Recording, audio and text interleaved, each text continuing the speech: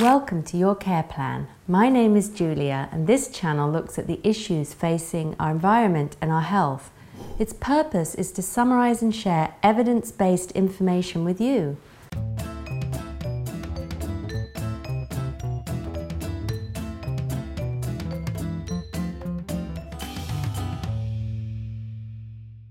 In this episode, now that cannabis is legal in California, I'm meeting up with my good friend Sheri to talk about using cannabis for fun. Yes, please, let's. Dispensaries seem to be popping up everywhere.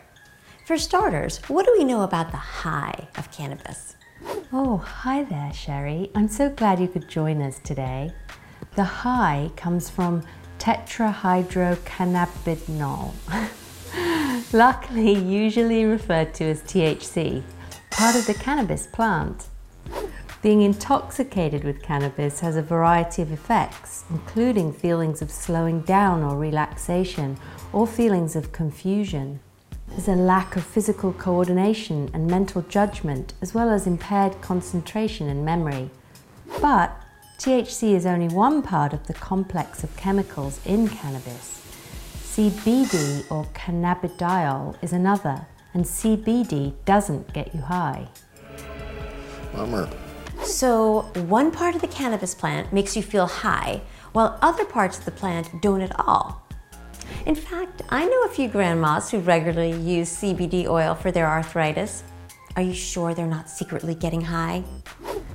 Tragically not. Those innocent grandmas are likely benefiting from the cannabidiol or CBD portion of the plant, which may have pain-relieving effects without the high. So it's the THC, not the CBD, that makes people high.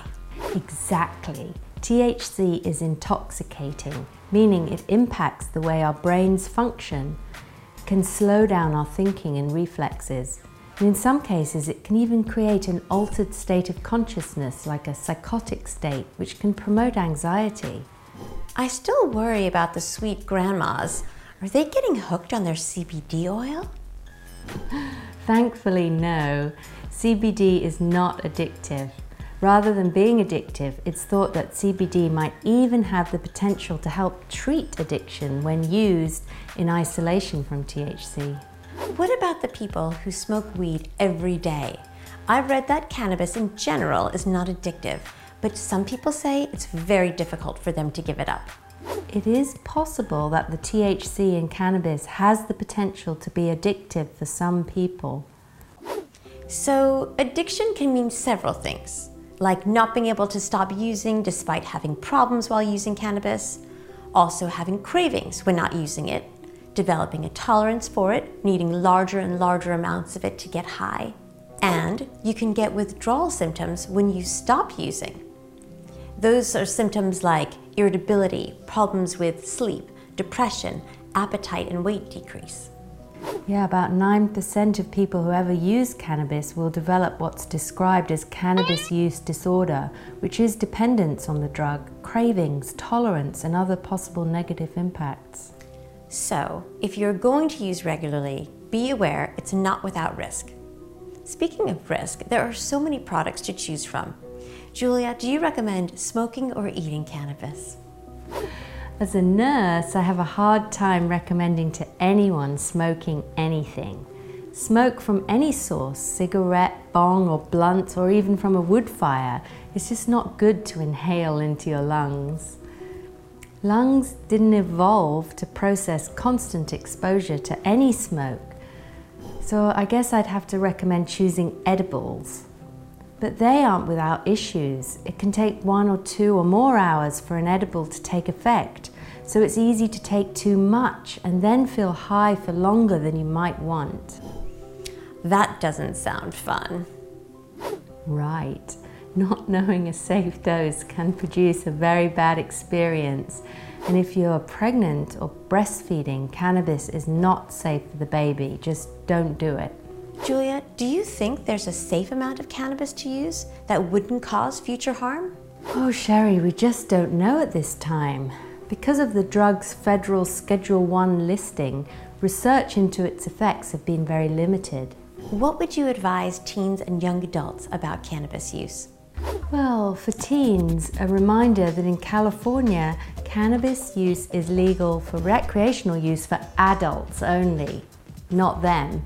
And starting to use cannabis as a teen and continuing to use it chronically looks like a bad idea with lasting impact on their adult lives. That makes sense, since our brains are still developing into our early 20s. Sadly, I read that researchers in New Zealand found that those who began using cannabis as teenagers had lower life satisfaction and achievement, even lower IQs. That's sad. Young users likely have no idea they could be harming their future selves. I often hear the argument that cannabis is a safer alternative to alcohol. Do you think that's true? Well, even for young adults 21 and over, I'd hardly want to endorse alcohol or cannabis. I work in public health. Okay.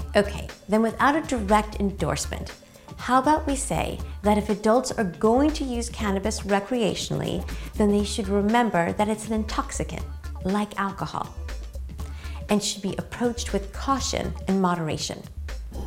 And you should never drive under the influence of either drug. Yes, that's good advice. So Julia, let's sum it up.